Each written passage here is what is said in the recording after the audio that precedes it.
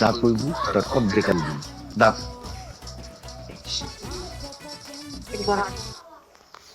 বাজার থেকে বড় দেখে একটা রুই মাছ নিয়ে আসবি, হ্যাঁ? আর আমার এই জামা হচ্ছে নলি খেতে পছন্দ করে।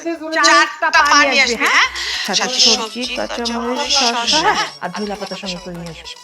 কাম করি এই ব্যাগে কইরা পুরো বাজারটাই ঢুকাই লয়। সবসময় বাবার মতো কিপটামি করিস না? কেন? আমার মেয়ের জামাটা এতদিন পরে আসতেছে, আমি একটু ভালো মন্দ খাওয়াবো না? বাপ বেটা মিলে তুই যে কিপটামি শুরু করে দিছিস এখনই।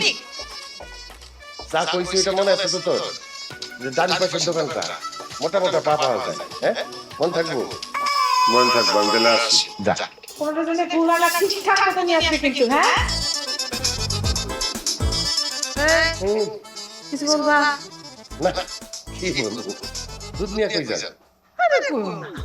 এই দুধের মধ্যে বিরিয়ানি মুখটা দিতে ফালে দিতে যাইতেছে। কি দুধ ফেলে দিবা দিব না, এটা খাবো। আরে আশ্চর্য বিড়াল কি আমার পিছনে লাগলো আমার ধ্বংস করবে সবাই মিলা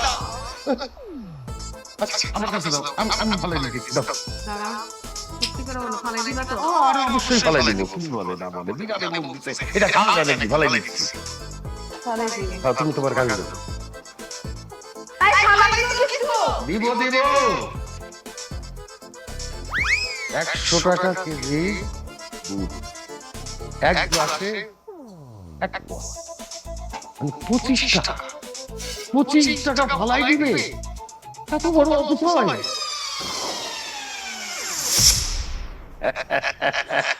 বুদ্ধি পাইছি বুদ্ধি তোমার বাবা হইতেছে গিয়া সেই জিনিস। এইভাবে বলতেছি কেন? একটু হিসাবি। মনটা অনেক ভালো।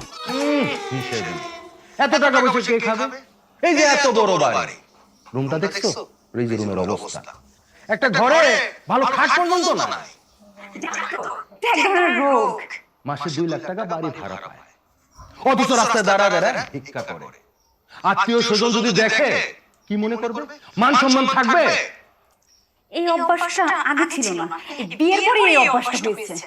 আমার মনে হয় কি জানো এটা হচ্ছে তোমার ভাইয়ের নতুন প্ল্যান সারাক্ষণ তো বেকার থাকে বাবার সাথে থাকতে থাকতে বাবারও ছাড়া গেছে ঠিক বলেছো। এটার জন্য আমার বাবাই দায়ী।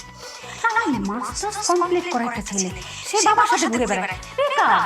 এক কাজ করো তোমার ভাইয়ের বিয়ে করে দাও আমার ভাই করবে বিয়ে? জীবনও না। সে যদি এই বউরে 1 মাসের খরচের কথা শুনে সেটা হাসপাতাল করবে। তাইলে তো সারা জীবন কুমার হয়ে থাকতে হবে হাব্বাকে তাই মনে হয়। আমার মনে কি জানো আমার মনে হয় তোমার ভাই